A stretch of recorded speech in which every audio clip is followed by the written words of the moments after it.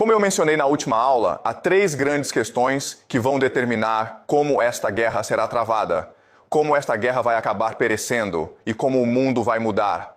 E, como eu discuti na última aula, eu estou fazendo 3 previsões sobre esta guerra. A primeira é que os Estados Unidos vão usar tropas terrestres. E isso vai significar que Donald Trump vai instituir um recrutamento nacional obrigatório. Ok? Essa é a primeira previsão. A segunda previsão é que Israel e Estados Unidos não vão usar armas nucleares táticas nesta guerra. Número 3 é que a Mesquita de Al-Aqsa, o terceiro lugar mais sagrado do mundo islâmico, será destruída durante esta guerra. Ok. Então, na última aula, eu expliquei minha análise e meu raciocínio para as minhas 2 primeiras previsões. Hoje, eu vou explicar minha terceira previsão. Então, mas antes de começarmos, eu só quero mostrar alguns vídeos, ok? Para que vocês entendam um pouco do contexto, alguns dos participantes nesta guerra, certo? Então, este é o senador Blumenthal de Connecticut, e ele é um dos 100 membros do Senado dos EUA. Ele também é um dos membros da Gangue dos 8. Agora, quando você está lutando uma guerra, a Casa Branca tem a responsabilidade de reportar seus objetivos, seu propósito, como a guerra está progredindo para 8 membros do Congresso em um ambiente confidencial. Ok, e este é o senador Blumenthal depois que ele foi informado pela Casa Branca. Ok, e isso é o que ele tem a dizer sobre o progresso da guerra até agora.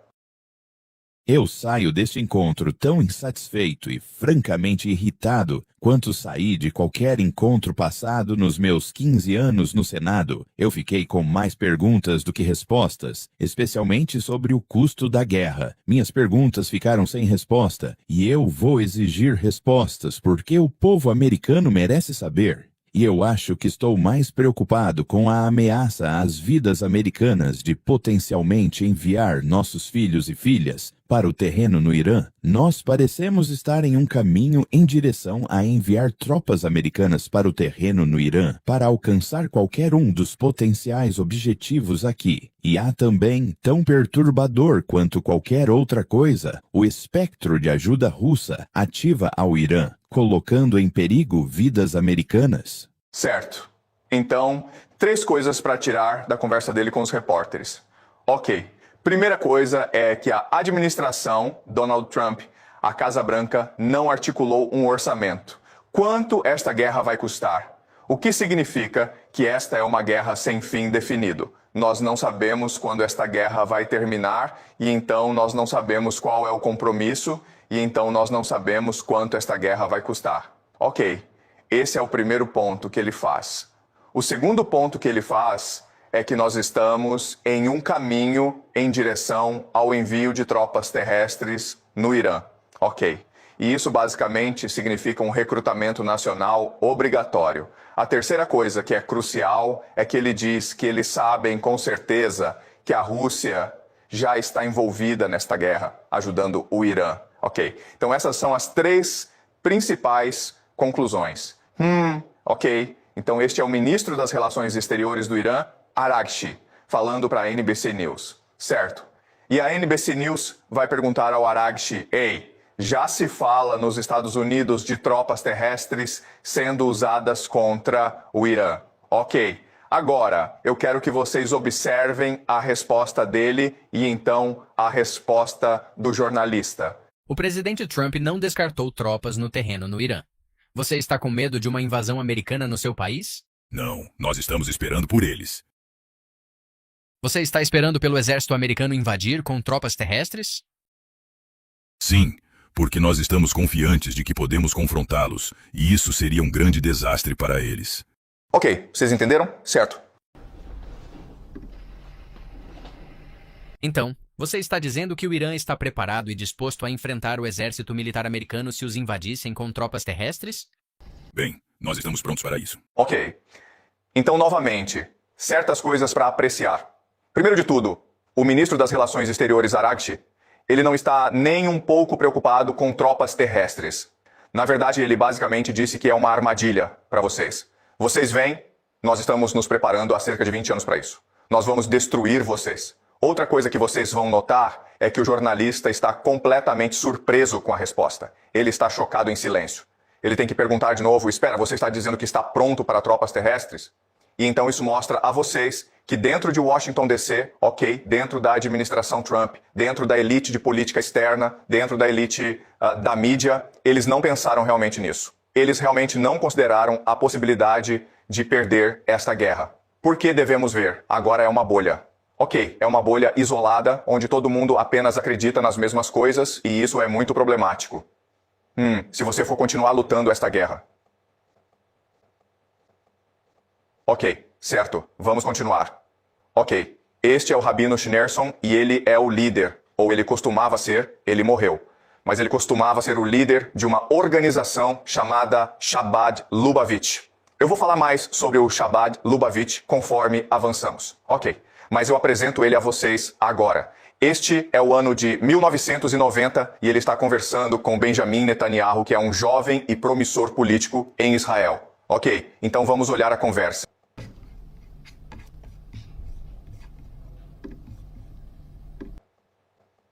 Muito sucesso. Faz muito tempo que não te vejo. Bênção e sucesso. Uma porção dupla de bênção. Vim pedir sua bênção e ajuda. Em tudo. Em todas as áreas, tanto pessoal quanto política. Desde a última vez que nos encontramos, muitas coisas avançaram. Muitas coisas avançaram. O que não mudou, porém, é que o Messias ainda não veio. Então faça algo para acelerar a vinda dele. Estamos fazendo. Aparentemente não é suficiente, já que muitas horas já se passaram hoje e ele ainda não está aqui. Mas ainda restam algumas horas no dia, então tente ainda hoje. Sim. Boas notícias. Ok, então o que está acontecendo aqui? Ok, então como um político em ascensão, Netanyahu está indo ao rabino. E os rabinos são as pessoas mais poderosas na sociedade judaica. Ele basicamente diz, você vai me dar sua bênção? Você vai me apoiar nos meus empreendimentos políticos? O rabino diz, sim. Eles também falam sobre como as coisas estão progredindo. Ok? Então, outra forma de dizer isso é que há quase como um plano em movimento para alcançar certos objetivos religiosos e as coisas estão indo bem, mas o rabino diz, mas elas não estão indo rápido o suficiente porque nós precisamos do Messias, o grande líder do povo judeu, vir. E nós podemos colocar em movimento coisas que vão forçar a vinda do Messias. Então, vamos acelerar as coisas, Netanyahu. Ok. Então, o que isso é, eu vou explicar mais tarde. Ok. Mas eu quero que vocês estejam cientes disso, de quem essas pessoas são. O rabino é muito importante para a nossa história e Netanyahu, claro, é o atual primeiro-ministro de Israel. Se você está gostando do vídeo, se inscreve no canal e deixe seu like. Agora, vamos voltar para a aula. Certo, vamos continuar. Nós queremos saber o que você está lendo agora. O que eu estou lendo? Sim. Roma versus os judeus. O que fez você escolher esse livro? Bem, nós perdemos aquela. Eu acho que temos que vencer a próxima. Nós queremos saber o que você está lendo agora. Certo. Então, essa é uma troca muito rápida. Ok. Então, um jornalista está perguntando a Benjamin Netanyahu, que livro você está lendo agora? E ele diz, Roma versus os judeus. É um livro de Barry Strauss, um historiador, e fala sobre as 3 guerras que os judeus lutaram contra os romanos. E foi essencialmente um holocausto para os judeus. Muitos judeus ou morreram ou foram escravizados. Os romanos queimaram o segundo templo. Então há essa animosidade histórica dos judeus contra os romanos. Ok. Mas o que Benjamin Netanyahu disse é que eu estou lendo este livro porque nós perdemos aquela guerra contra Roma. Mas a próxima guerra contra Roma nós não devemos perder. A pergunta então é, quem é Roma? Não é o Irã, pessoal. Provavelmente não é a Rússia, é provavelmente a América, certo? O grande império. Então isso é estranho, porque Israel é o aliado da América nesta guerra. Mas Netanyahu está dizendo que não. Nosso verdadeiro inimigo é Roma. E é para isso que devemos nos preparar. Ok, então eu quero que vocês guardem isso em mente. Certo? Este é Pete Hegseth, que é o secretário de defesa de Donald Trump. Ok. E este é o ano de 2018, onde ele está em Jerusalém e ele está falando para sionistas cristãos e sionistas. Ok, quem essas pessoas são, eu vou explicar mais tarde.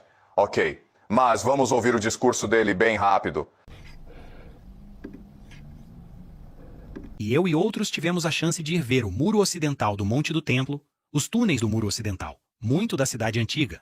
E quando você fica lá, você não pode deixar de contemplar o milagre diante de você.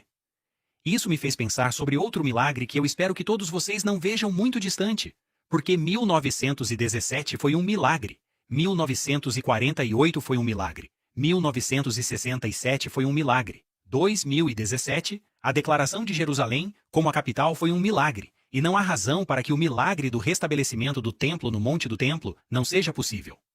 Ok? Então, ele é um cristão. Ele não é judeu. Mas o que ele está dizendo é que ele veio a Jerusalém e ele visitou esses locais sagrados judaicos e ele não pode deixar de ficar maravilhado pela beleza, pela espiritualidade do muro ocidental. Ele também continua dizendo que houve uma série de milagres. Ok, então 1917 foi a Declaração Balfour, quando basicamente o Império Britânico permitiu que os judeus fundassem o Estado-nação de Israel. 1948 foi quando Israel foi fundado. 1967 foi quando Israel lutou uma guerra contra seus vizinhos e venceu. Ok. E 2017 foi quando Donald Trump transferiu a embaixada americana de Tel Aviv para Jerusalém, assim reconhecendo Jerusalém como a capital de Israel. E o que ele está dizendo é que, bem, se esta é uma série de passos para alcançar um plano divino, então o próximo milagre deveria ser a reconstrução do Templo de Salomão, o terceiro templo. E isso significa destruir a mesquita de Al-Aqsa. Ok. Então, o que está acontecendo aqui? Ok. Novamente, eu vou explicar a vocês mais tarde, mas eu quero que vocês estejam cientes de quem essas pessoas são e como elas pensam, certo? Vamos ver mais um vídeo. E então, se você quer construir o Templo de Salomão, se você quer construir o terceiro templo, você precisa se livrar do terceiro lugar mais sagrado do mundo islâmico. E como você faz isso? Bem, há algumas opções.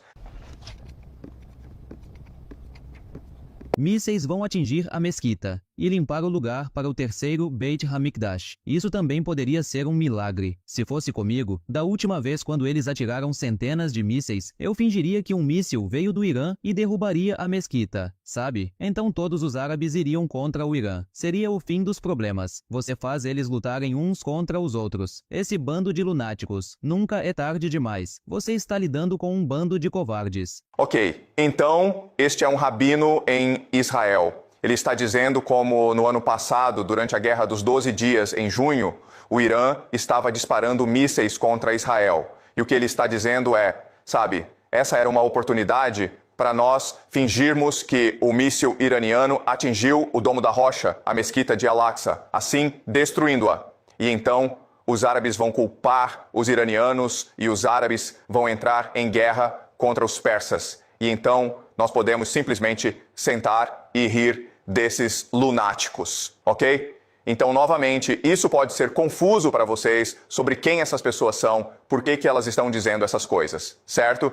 Mas agora, o que eu vou fazer é explicar a vocês o que realmente está acontecendo, ok? E eu fico dizendo isso. Mas é difícil, de uma perspectiva geopolítica, explicar esta guerra e a Irã.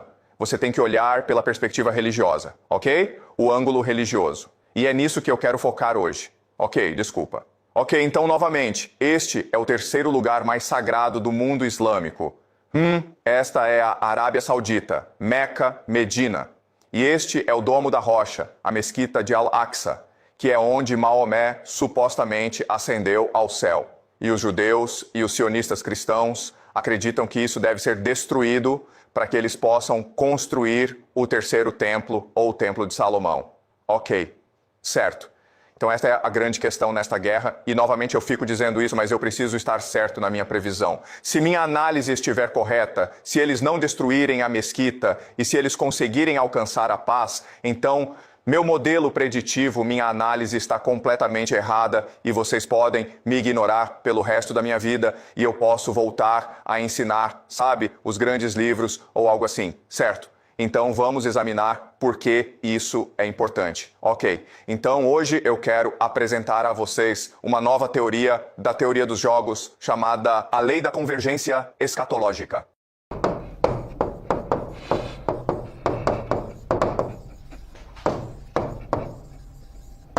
Ok, então isso é uma coisa muito difícil de escrever. Ok, parece complicado, mas não é.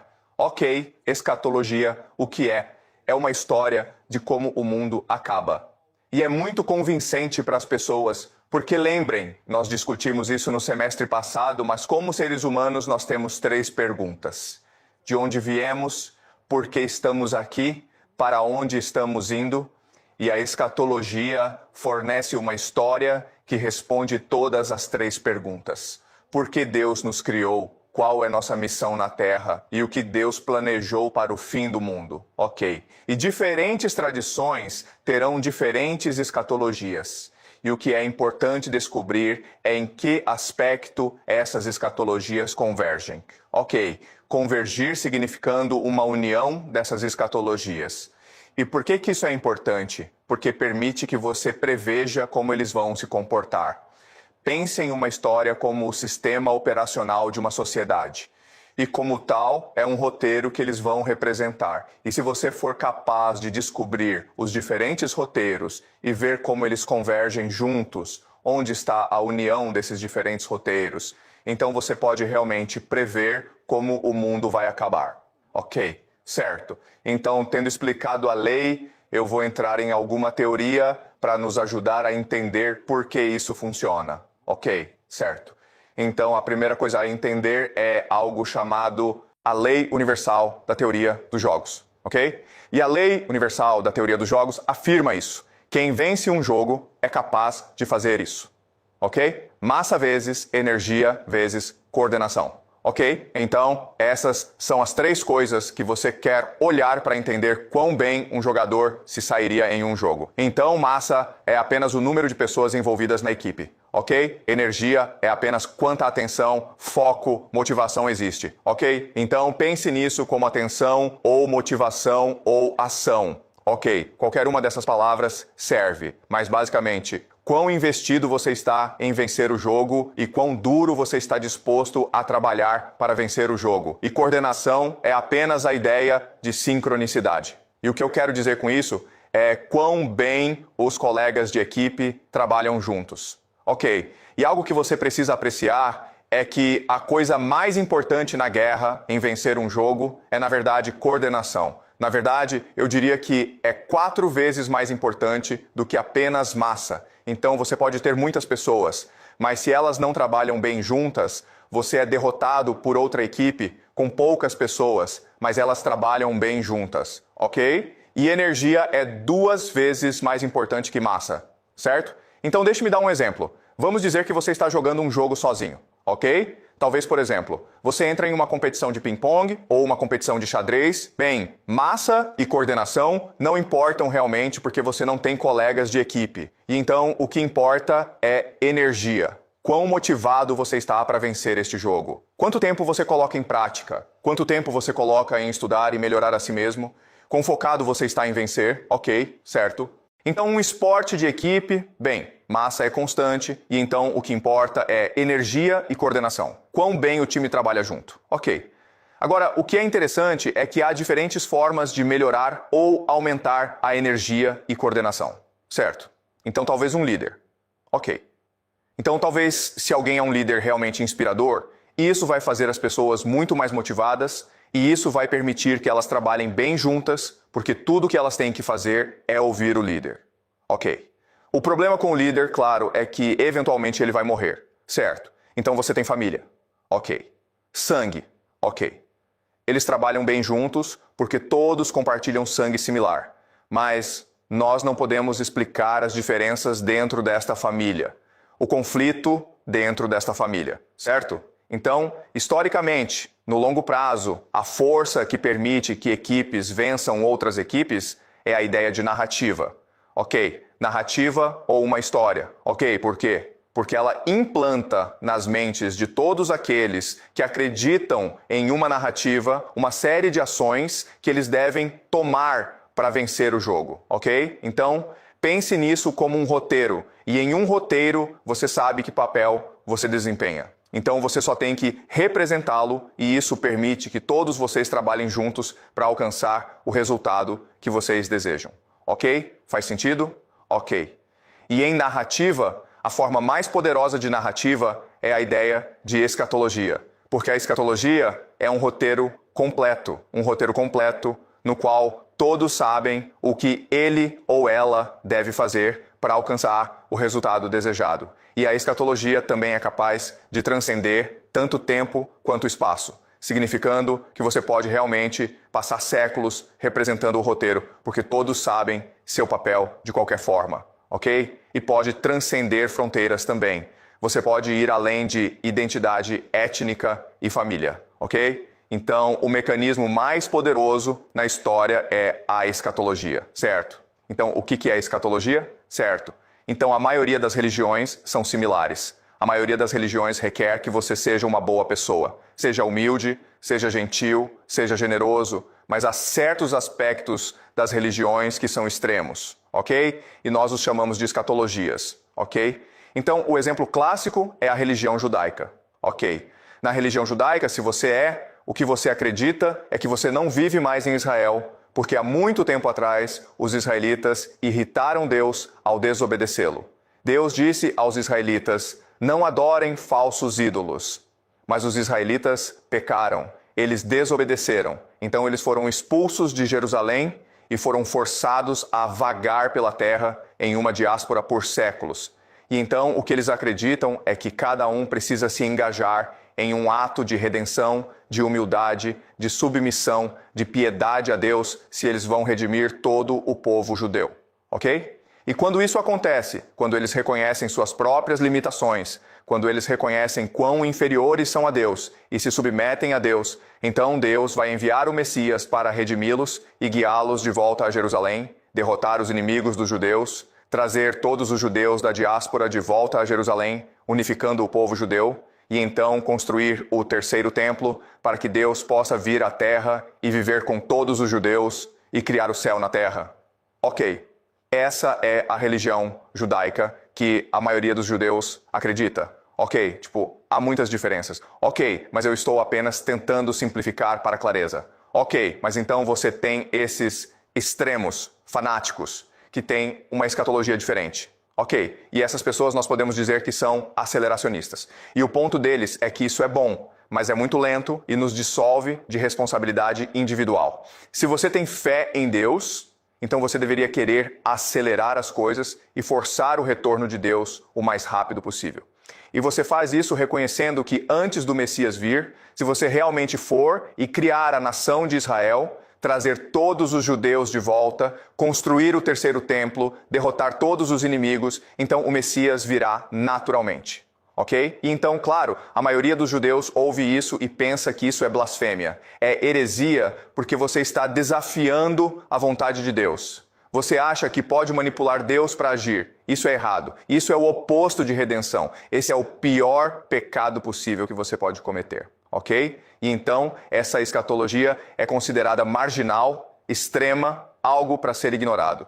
O problema, porém, é que se você pensar sobre isso, o que uma escatologia está realmente fazendo é criando um vetor de força para forçar a religião a se mover em uma certa direção, ok? E também, se você pensar sobre isso, se este é um caso onde escatologia é um vetor que força o mainstream a se mover em uma certa direção, então, qualquer escatologia que seja a mais extrema, a mais violenta, será a que vence, ok? Ok, faz sentido. Em outras palavras, o que nós vamos fazer hoje é olhar para as versões mais extremas de diferentes escatologias. Porque, honestamente, mesmo que essas versões extremas sejam compartilhadas por apenas algumas pessoas, elas são as que estão trabalhando mais duro para alcançar sua escatologia e, portanto, estão forçando a religião em que estão a se mover de uma certa forma. Ok? Certo. Então, você ouve isso e pensa que tudo é confuso, mas o que eu vou fazer agora é compartilhar com vocês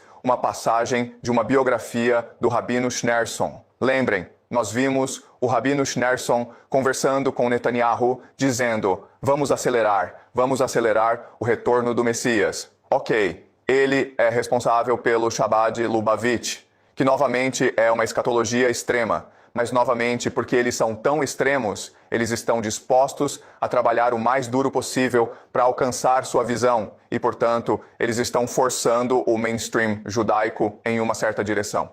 Ok, certo.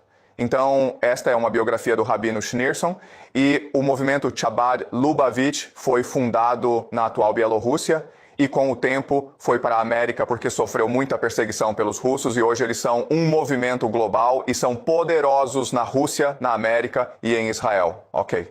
Então, nós vamos discutir o Chabad Lubavitch conforme avançamos, mas eu quero com esta passagem mostrar a vocês como a coordenação entre escatologistas funciona. Ok, certo. Então, o ano é 1939 e os nazistas, a Alemanha nazista, que é antissemita, eles odeiam judeus. Eles querem todos os judeus fora da Europa. Eles estão invadindo a Europa e em 1939 eles conquistaram Varsóvia, na Polônia. Ok. Agora, Varsóvia é onde o rabino-chefe do movimento Lubavitch está e o nome dele é Yosef Yitzhak. Ok? E ele é o sogro do Rabino Schneerson. E ele é um homem velho e ele está em Varsóvia e os nazistas estão invadindo a cidade. Então seus seguidores na América querem salvar a vida dele. Ok. Então a pergunta então é, mas como você faz isso? Porque a América e a Alemanha não são melhores amigos. A guerra está estourando na Europa e Yosef Yitzhak é um homem muito velho e não há aviões. Bem, há aviões, mas não há voos comerciais que você pode pegar. Ok. Então vai ser uma jornada muito longa e árdua, através de muitas fronteiras, mas ele vai precisar de um visto não apenas para ele, mas para toda a família. Ok. Agora, o que eu vou mostrar a vocês é quão poderosas essas pessoas são. E, novamente, esta é uma escatologia onde todos compartilham visão similar. E, portanto, estão dispostos a fazer os sacrifícios necessários para ajudar uns aos outros a alcançar essa visão. Ok, certo. Então, isso é da biografia. Do outro lado do oceano, na América, os seguidores de Yosef Yitzhak estavam montando um esforço de resgate com a ajuda de Sam Kramer, um advogado ortodoxo e filho de imigrantes Lubavitch. O ativista Chabad Israel Jacobson contratou Max Rode, um advogado politicamente conectado, para conseguir vistos americanos para Yosef Yitzhak e sua família. Ok. Em outras palavras, mesmo que talvez não haja tantos seguidores, eles têm um amplo círculo político. E uma grande razão é que eles juntam seus recursos. E quando juntam seus recursos, eles são capazes de investir em imóveis juntos. Eles são capazes de investir em negócios juntos. E são capazes de gerar muito dinheiro, que eles podem então usar para influenciar a política na América, ok? Eles podem comprar políticos. Eles podem fazer muitas coisas. Ok, então a primeira parte é fácil. Conseguir vistos para o rabino e sua família. Agora o problema é como você realmente chega até ele. Ok, porque não há telefones, não há internet, não há aviões. Como você o encontra quando há uma guerra acontecendo na Polônia, quando há nazistas em todo lugar? Ok, certo, vamos continuar. Os seguidores de Yosef Yitzhak também procuraram o procurador-geral Benjamin Cohen. Ok? E o juiz da Suprema Corte, Luiz Brandeis. Ok? Este homem é muito importante. Ele é o que eu chamo de sabatiano franquista. O que eu vou mostrar a vocês mais tarde é que os sabatiano franquistas e o movimento Chabad Lubavitch estão muito alinhados. Ok. Então, mesmo que eles façam parte de movimentos diferentes, eles são simpáticos um ao outro. E ele é o judeu mais poderoso na América neste momento. Ok. Nos anos 1930 e 40. Yosef Yitzhak o tinha conhecido durante sua viagem de arrecadação de fundos de 1929. Os esforços do Lubavitch na América foram bem-sucedidos, certo?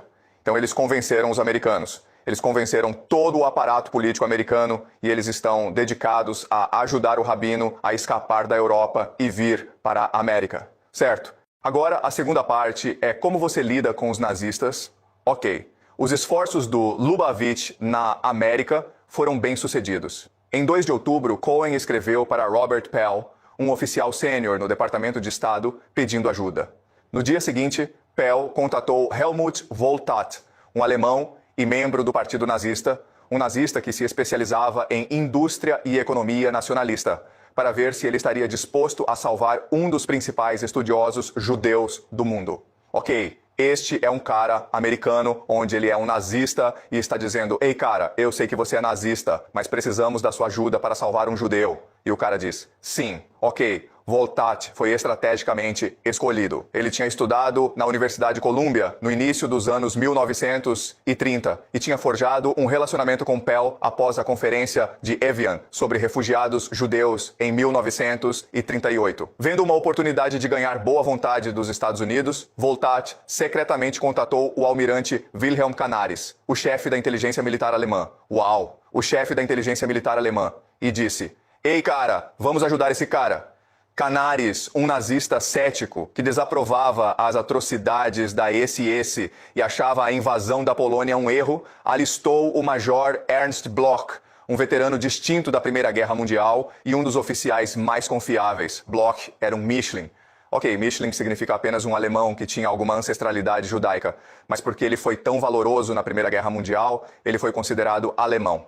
Ok. Ele tinha sido declarado de sangue alemão por Hitler em 1939 junto com 3 outros soldados, 2 dos quais também eram Mischling. Bloch foi instruído a encontrar Josef Yitzhak e trazê-lo para a segurança. Uau! Os nazistas, enviaram seus próprios soldados para encontrar este cara e trazê-lo para a América. E isso é durante a guerra. Mas como você encontra este cara? Bloch e seus colegas tiveram que manobrar através das ruínas de Varsóvia, sem despertar as suspeitas da SS, para encontrar um rabino que não sabia da missão deles e não queria ser encontrado. Então este rabino está se escondendo de todos. Então como você encontra este cara e ele está mortalmente com medo de todos os soldados alemães porque ele os vê como nazistas? Este é outro problema. Bem, judeus na cidade naturalmente não estavam dispostos a divulgar a localização de seu líder para um oficial nazista. Eventualmente, a informação veio dos americanos. Brandeis foi informado do endereço de Yosef Yitzhak pelo advogado Shabbat Arthur Rabinovitz e retransmitiu via Cohen e Pell para o encarregado de negócios dos EUA na Alemanha.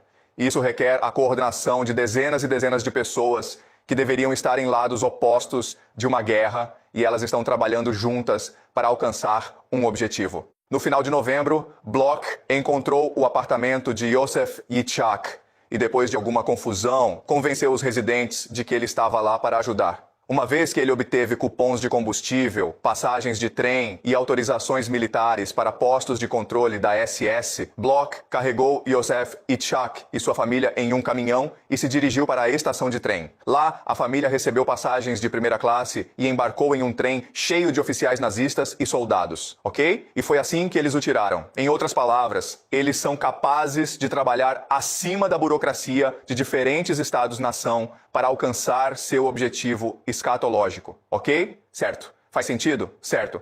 Então agora o que eu vou fazer é entrar na ideia de convergência escatológica, porque uma vez que sabemos as diferentes escatologias e sabemos como elas convergem juntas, nós podemos realmente fazer certas previsões sobre como esta guerra vai progredir.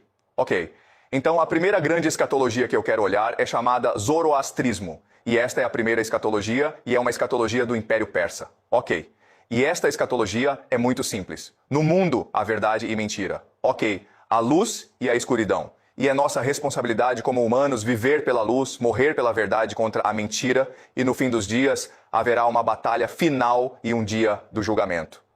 Então, luz versus escuridão, e então você tem um dia do julgamento, Onde o Deus Ahura Mazda vai descer e vai criar um paraíso para todos, Então o que importa é viver uma vida nobre e aguardar o dia do julgamento, onde eventualmente o céu na terra vai se manifestar, E isso é importante porque se você pensar sobre como os iranianos estão lutando esta guerra, os iranianos se recusam a tomar a iniciativa e destruir demais.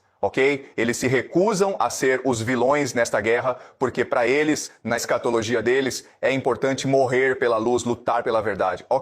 Agora o zoroastrismo teve um grande impacto na escatologia judaica.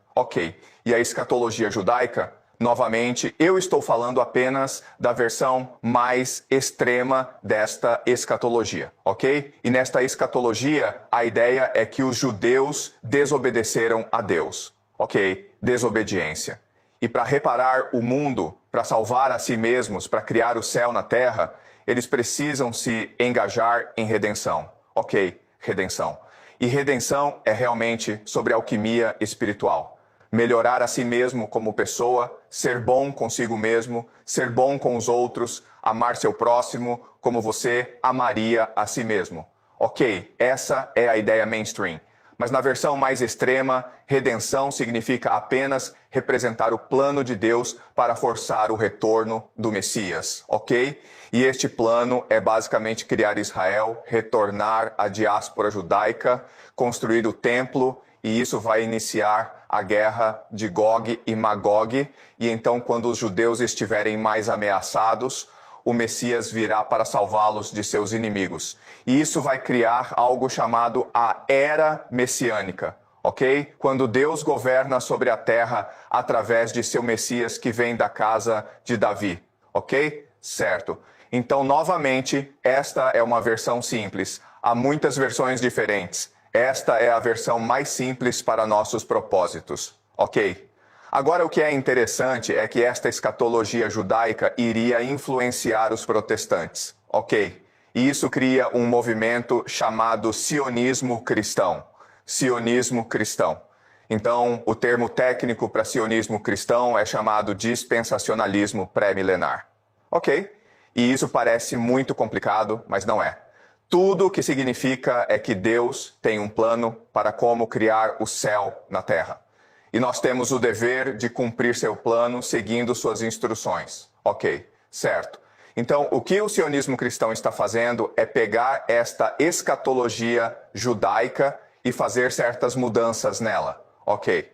Então, por exemplo, a primeira mudança que ele faz é: ok, este plano está bom, mas ao invés de dizer que o Messias judeu é o representante de Deus, o que eles dizem é que não, ele é, na verdade, o representante de Satã. Ok, então o Messias na tradição judaica se torna o anticristo na tradição sionista cristã. E por que isso é importante? É importante porque para os cristãos o Messias deve ser Jesus, ok? Então o anticristo, o que ele faz é governar sobre o mundo. Ele é muito carismático e ele governa o mundo em Jerusalém. E ele inicia a guerra de Gog e Magog para conquistar o mundo e destruir os judeus. Neste ponto, Jesus vai retornar para salvar o povo escolhido de Deus, os judeus. E quando Jesus retornar, haverá algo chamado o arrebatamento, onde todos os cristãos vão imediatamente ascender ao céu. Ok, então o arrebatamento. Certo, ok. Então, novamente, o sionismo cristão está trabalhando a partir da escatologia judaica, mas está fazendo algumas mudanças importantes.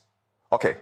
Então, outra forma de dizer isso é que no início, sionistas e sionistas cristãos vão trabalhar juntos para alcançar um certo ponto da história. Ok. O que nós chamamos de o projeto do Grande Israel. Mas então eles vão divergir e lutar um contra o outro, ok? Então eles são aliados agora, mas eventualmente vão se virar um contra o outro, certo? Então agora eu vou falar sobre os maçons, porque os maçons, nós vamos falar mais sobre os maçons depois, ok? Os maçons também estão trabalhando dentro do contexto sionista cristão, mas eles estão muito mais focados em como realmente implementar isso. Ok, então o que eles querem fazer é pegar o anticristo e transformá-lo em um sistema. E este sistema nós discutimos no semestre passado, é chamado Pax Judaica. O que é Pax Judaica? Pax Judaica é que Israel controla o mundo através de IA.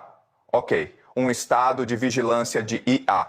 Ok, ou nas palavras exatas deles, Império Sagrado. Ok, e na Pax Judaica o estado terá coisas como a marca da besta.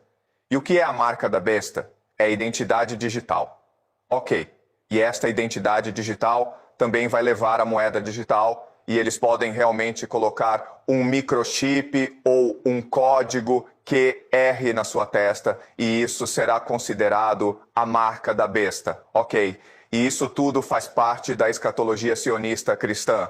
Outra coisa realmente importante sobre os maçons é a ideia de um governo mundial único. Porque lembrem, o anticristo é o líder de um governo mundial único e será baseado em Jerusalém, ok? E então a sede será o Templo de Salomão ou o terceiro templo, certo? Ok. Então estas são as escatologias e então você tem a escatologia islâmica. Ok, a escatologia islâmica é uma resposta a todas essas outras escatologias, onde eles dizem que quando o sistema for criado, ele será chamado Dajjal. Dajjal é o anticristo, ok. E quando isso acontecer, então Jesus vai retornar para derrotar o anticristo. Ah, ok. Essa é a escatologia islâmica mainstream. Então você tem os xiitas, ok? Os xiitas, lembrem, são os iranianos, onde eles acreditam que não vai ser Jesus, vai ser o 12º Imam Mahdi que vai liderar os seguidores, ok? A Ummah, ok. Ummah significa apenas comunidade de crentes, os crentes, para a vitória contra o anticristo, o Dajjal, ok. Então vocês podem ver como essas escatologias estão basicamente se alinhando juntas, certo? Os xiitas ou os iranianos. Os islâmicos são o mundo árabe inteiro, certo? Agora, há outras duas escatologias que eu quero olhar. E novamente, eu sei que isso é muito, eu sei que é informação demais. E nós vamos passar por essas escatologias especificamente conforme avançamos, ok? Mas eu só quero apresentar as diferentes escatologias. Outra escatologia que é muito importante é a escatologia católica. E na escatologia católica nós podemos chamar de cidade de Deus, ok? Que é a igreja, que é Jerusalém. E Santo Agostinho fala sobre isso, sobre como a igreja católica é o milênio, é a era messiânica, porque nós representamos Deus e trazemos paz e prosperidade para o mundo. Agora, o que é importante sobre a igreja é que ela se tornou o poder dominante no mundo porque Roma caiu, ok? Então, o Império Romano colapsa.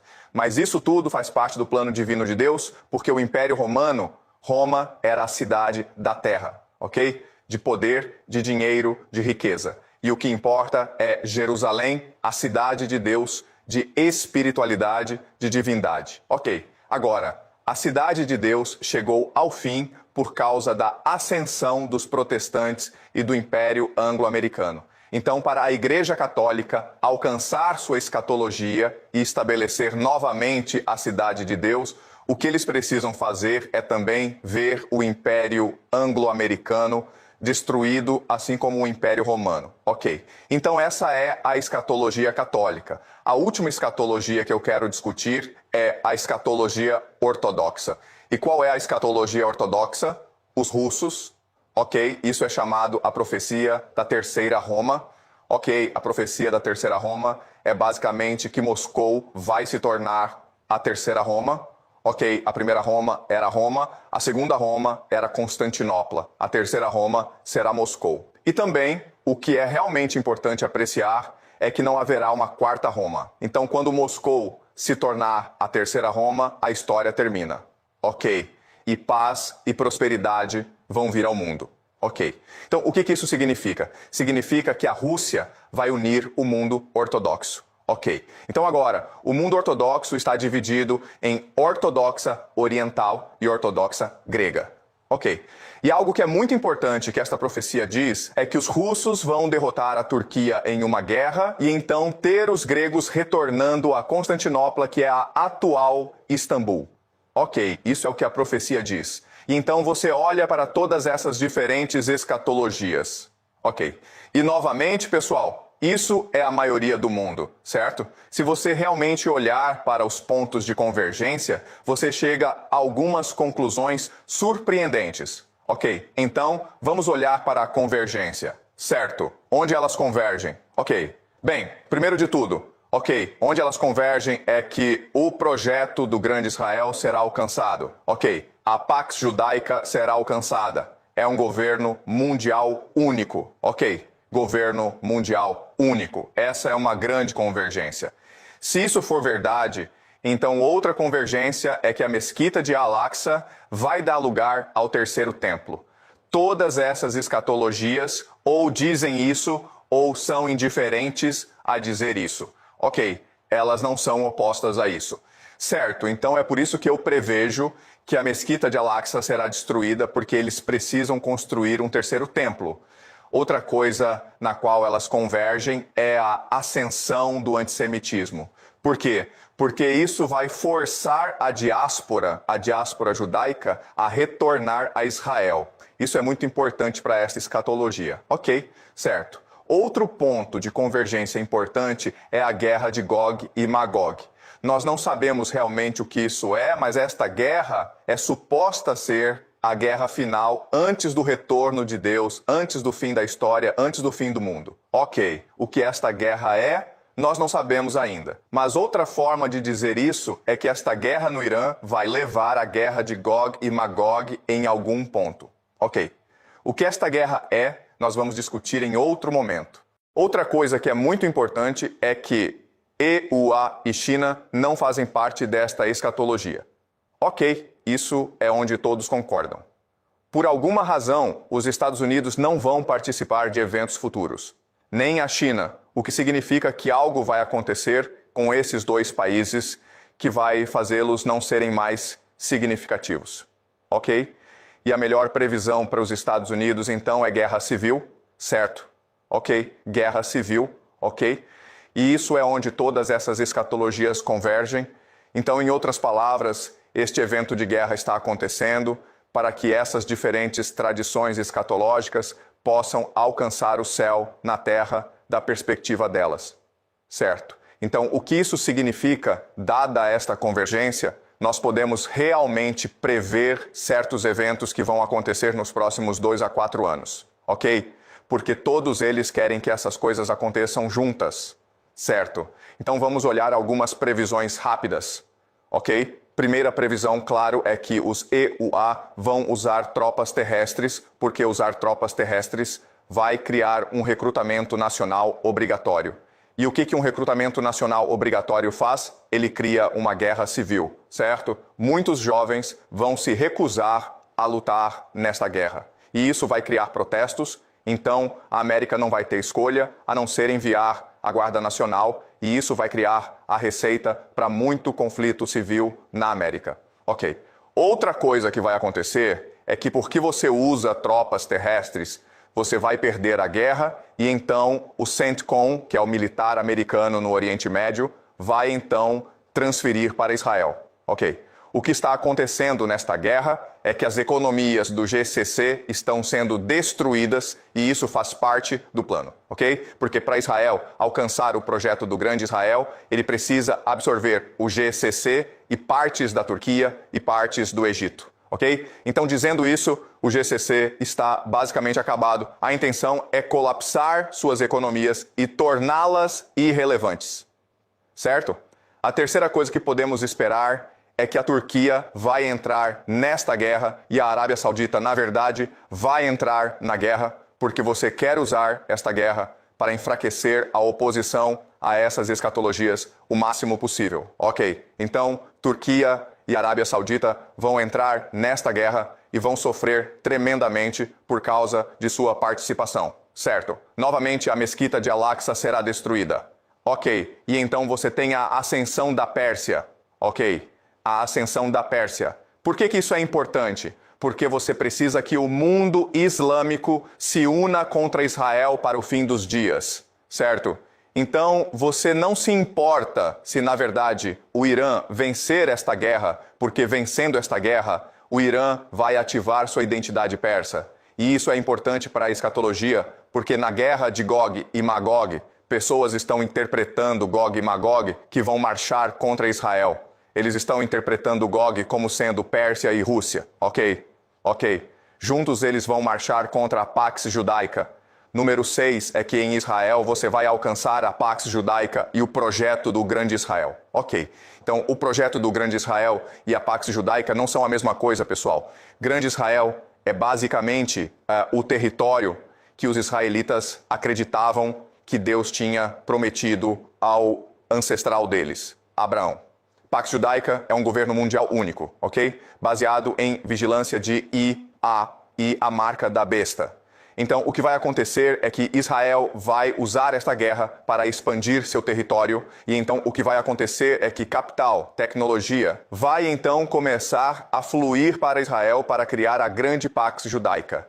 Então pense em empresas como Nvidia, Oracle, Microsoft, Google. Bem, elas provavelmente vão se transferir para Israel porque é lá onde o poder vai residir. Ok, então Pax Judaica. Então você vai ter a Rússia vencendo uma guerra na Ucrânia. Ok, e então retornando os gregos a Constantinopla. Basicamente, outra forma de dizer isso é que é possível que os gregos entrem em guerra contra a Turquia e então a Rússia apoia os gregos e retorna os gregos a Istambul. Ok, mas então você fica tipo, espera um minuto, a Turquia é um membro da OTAN.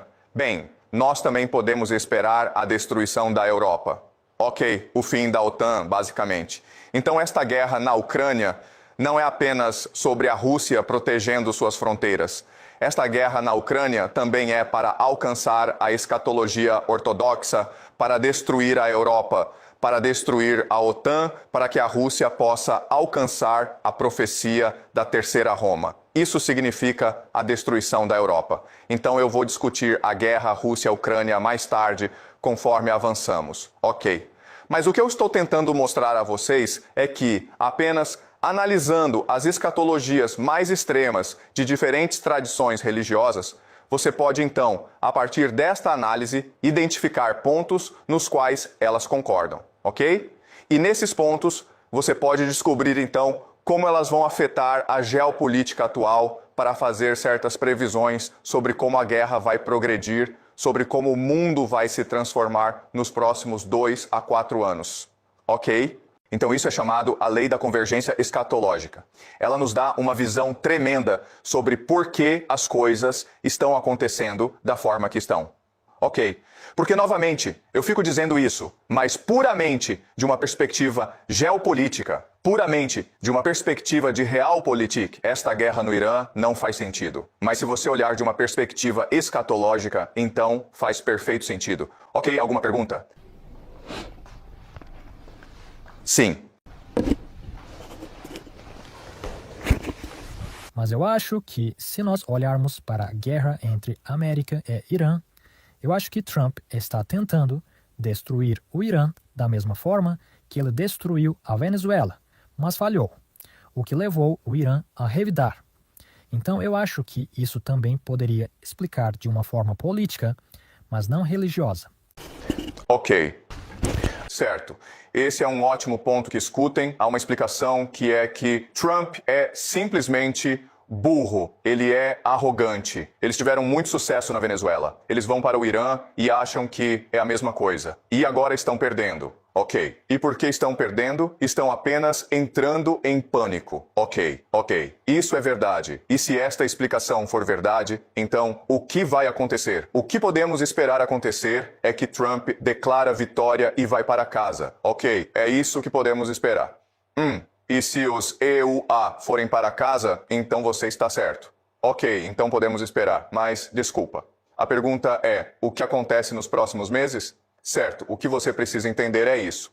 Guerra não é tão simples assim. Uma vez que você começa uma guerra, você não consegue terminar a guerra. Certo? Então, deixe-me explicar bem rápido o porquê. Ok. Então, você tem o Irã, e a principal vantagem que o Irã tem sobre os Estados Unidos é que o GCC não consegue se defender. Ok? Porque é apenas um deserto e o Irã é uma fortaleza montanhosa. Então, ele pode atirar foguetes. Ele pode atirar drones no GCC e o GCC não consegue se defender, ok? Antes, eles achavam que essas bases americanas podiam defender contra o Irã, mas agora você reconhece que essas bases americanas não conseguem se defender também, ok? Certo. Então, a outra coisa que o Irã fez foi fechar o Estreito de Hormuz, ok?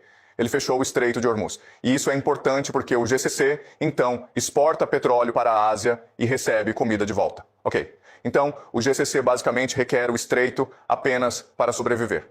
Ok. Agora, vamos dizer que os EUA, Donald Trump, fica tipo, sabe de uma coisa? Dane-se isso. Essa é uma guerra estúpida. O Oriente Médio é estúpido. Nós vamos para casa. Ok. O que acontece agora?